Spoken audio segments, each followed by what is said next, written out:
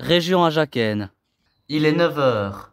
À quelques jours de l'arrivée de Clément, nous retrouvons Sabine, qui s'occupe à temps plein de la maison. La mère de famille aurait pourtant besoin de l'aide de son fils, Quentin. Mais l'adolescent qui ne participe à rien préfère la narguer, plutôt que de lui donner un coup de main. Hé, la vieille! Oh, tu réponds quand je t'appelle? C'est à moi là que tu parles? À qui veux-tu que je parle? À ta mère, à ta maman. Ça ne serait pas mieux que la vieille? Bon, ça y est, t'as fini parce que depuis tout à l'heure, là, tu me saoules avec ton balai. Ah ouais, je te saoule, y'a pas de soucis, je vais te saouler. Mais Sabine a, elle aussi, son petit caractère. Elle se dirige alors vers la chambre de son fils. Son idée, faire main basse sur la console de jeu. Moi, je suis la vieille. Je l'attraperai, la vieille. Non, non, je pousse pas. Mais pousse-toi, non. Non, je suis la vieille. Je suis une vieille, attends, pousse-toi. Non, je suis une vieille. Sors de là. Sors de là. T'as vu comment tu me parles? Touche pas ma télé, hein, tu vois. Mais toucher à la console de l'adolescent de 2 mètres revient à peu près à lui déclarer la guerre. Oh, arrête. T'arrêtes, tu veux que je te casse le pouce? Tu te crois intelligente? Tu te crois intelligente? Tu te crois intelligente? Tu te crois intelligente? Donne-moi ça. Donne ça, là. Pourquoi tu me parles? Donne ça. Tu vas faire quoi, là? Donne ça. Tu vas faire quoi, là? Donne ça. Tu me rates pour le téléphone et pour la télé? Non, mais tu te rends compte de ce que tu es? Arrête de faire semblant de pleurer. Non, je pleure pas, non. Elle croit que je... Tu crois que je suis capable? Pousse-toi maintenant. Ça y est, t'as fini, c'est bon? Non. Pour un téléphone, tu t'imagines comment tu es? Ouais. Alors tu lâches le téléphone? Non. Allez, barre-toi. Allez, barre-toi. Refusant d'abdiquer, Sabine tente alors de confisquer sa télé. Une réaction inconsidérée que son fils et de la violence contenue est capable de faire. Non, tu vas sortir de là. Tu vas sortir de là. À une époque, j'aurais jamais cru qu'il serait violent comme ça. C'est vrai qu'aujourd'hui,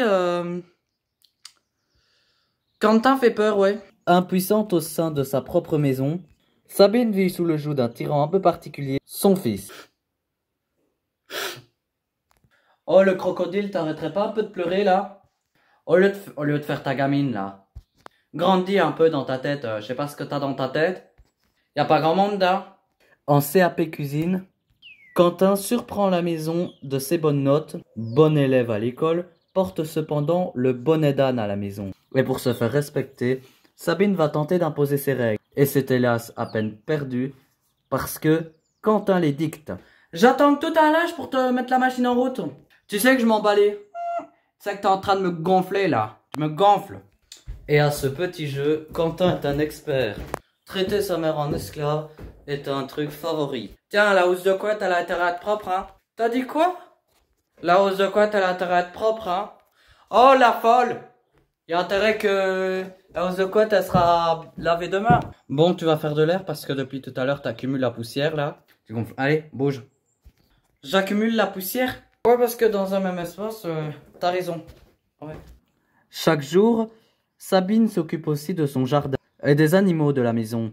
Des tâches quotidiennes qui sont devenues difficiles pour cette mère anéantie. Quentin n'est pourtant pas bien loin, mais ne comptez pas sur lui pour aider sa mère. Il est bien occupé à désintégrer la planète par écran interposé.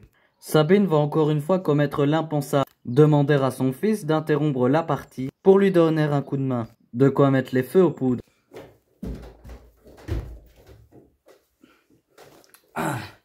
Viens me donner un coup de main, s'il te plaît.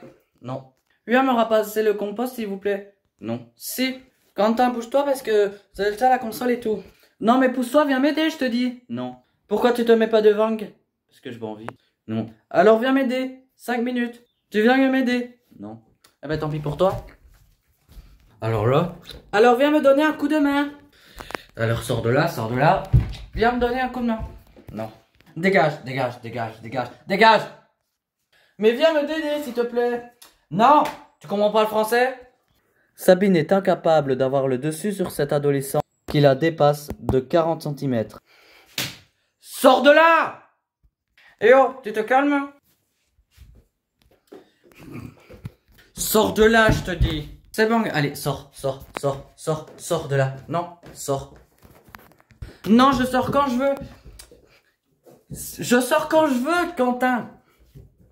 Sors de là. Non, mais de la console, mais... Sors de là. Eh bien, j'ai dit sors de là. Sors de là, tu comprends le français? Non. Sors de là. Non, non, tu me pousses pas. Sors de là. Viens me donner un coup de main, Quentin. Non, sors. Une mère terrorisée par son propre fils. Quoi de plus injuste? Quelques heures plus tard, le loup sort enfin de sa tanière, car il a un petit creux. Résolu à ne plus se laisser marcher sur les pieds, Sabine prend le portable de son fils. Mais ne me casse pas tout. Le geste de trop. Tu me casses pas le... Téléphone. Tu me casses pas les portes. Tu me casses pas les portes. Téléphone, téléphone. Donne-moi le téléphone. Donne-moi le téléphone. Tu vas faire quoi, là? Donne-moi le téléphone. Allez, lâche ça. Arrête. Lâche ça. Mais t'as pas honte? Tu ne l'auras pas, le téléphone. Moi, je te le dis. Je rigole pas, hein. Tu joues à un jeu dangereux avec moi. L'adolescent a dépassé les limites. Une réaction devenue banale tant elle est quotidienne. Mais comment y sont-ils arrivés là? Pour le savoir, remontons dans l'enfance de Quentin. Il est né d'une fratrie exclusivement avec que des femmes autour de lui. De la première union, Sabine a donné naissance à Sandrine, Camille, puis quelque temps après, Cynthia et Marlène. De la seconde union naîtra Cassandra. De quelques années plus tard, après une relation, le petit dernier viendra au monde. Souvent, la trahison et la violence des hommes qu'il a vécus a décidé de mettre un terme à sa décision conjugale. Quentin, quant à lui, a été abandonné par son père à l'âge de 3 ans. Un traumatisme. En fait, mon père, il s'est barré parce qu'il trouvait ma mère, ce qu'elle me disait. Donc, à part ce qu'il restait de l'argent, donc du coup, il est parti vers une femme qui a beaucoup plus d'argent. Quelques années plus tard, alors que le garçon trouvait un père, celui-ci décède d'une rupture d'amévisme. Un second abandon pour le jeune homme, souffrance qu'il exprime à son extra-violence. Depuis, la maison se s'est transformée en champ de bataille, et depuis, Sabine subit. Cet après-midi, elle va encore faire preuve de courage, car les filles viennent de rendre visite avec le compagne Isifou, son compagnon que Quentin n'apprécie guère. Salut, salut. Eh, Quentin, tu dis bonjour à Isifou tout de suite? Non. C'est quoi ça? Et pourquoi tu viens pas? Parce que... Quentin? Non, je parle pas avec toi. T'as fait quoi, maman? T'as qu'à demander à ta mère, elle est devant toi. Et c'est pas la tienne? Et alors? Pourquoi tu deviens méchant? Oh, c'est bon, parle pas avec moi, tu m'as saoulé. Tu m'as saoulé pour la journée. Ah bah d'accord. Ah bah vraiment, tout le monde te saoule, toi. C'est ça? Allô? Non, je parle avec personne, là, tu vois? C'est pas le moment. Tu peux venir en toi, c'est du vieux pour toi. Totalement dépassé par la réaction du jeune garçon, Isifou tente alors de s'imposer. Regarde, tu connais l'explication? Sors! Tu connais l'explication? Sors! Sors, sors, tu vas me rendre fou. Sors! Et là, tu te rends fou. Sors, ou sinon je vais te faire sortir. Non, mais je... Sors de là! Je t'ai dit sors! Non, je te dis... Je t'ai dit oui! Sors! Allez, sors! Vas-y, essaie. Sors! Et lâche-moi, je rigole pas là! Mais je peux pas partir. Sors! Sors! Oh, Quentin! Sors! Oh! Arrête!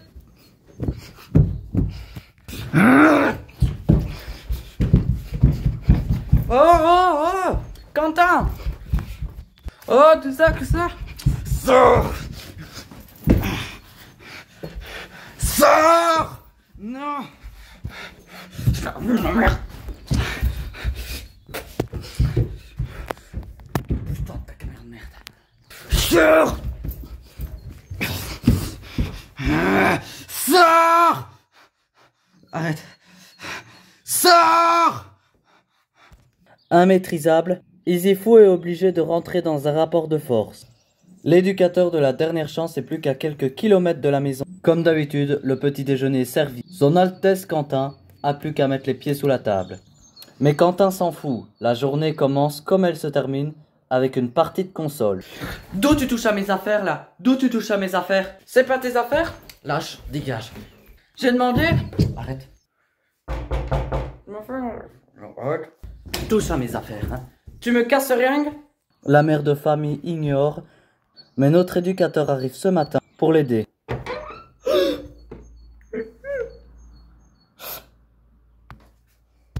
Qu'est-ce que vous avez? Je viens de me disputer avec mon fils. Il est où? Dans la chambre. Bonjour. Bonjour. Quentin, c'est ça? Oui, En forme? ça va? Tranquillement? Oui. Tu peux me couper ça? Qu'est-ce qui se passe avec ta maman? J'arrive là, elle est en pleurs. Parce qu'elle touche mes affaires, je porte pas ça. Viens. Par contre, juste un truc, je me le permets. C'est quoi cette odeur? C'est tout ce qui est mes affaires, et je laisse mes chaussures. Tu dors là? Avec mes chaussures et tout. T'as l'odeur, ce que je sens là, c'est l'odeur de tes chaussures là. Oui. Et ça pue dans ta chambre, il y a un animal mort, c'est pas possible.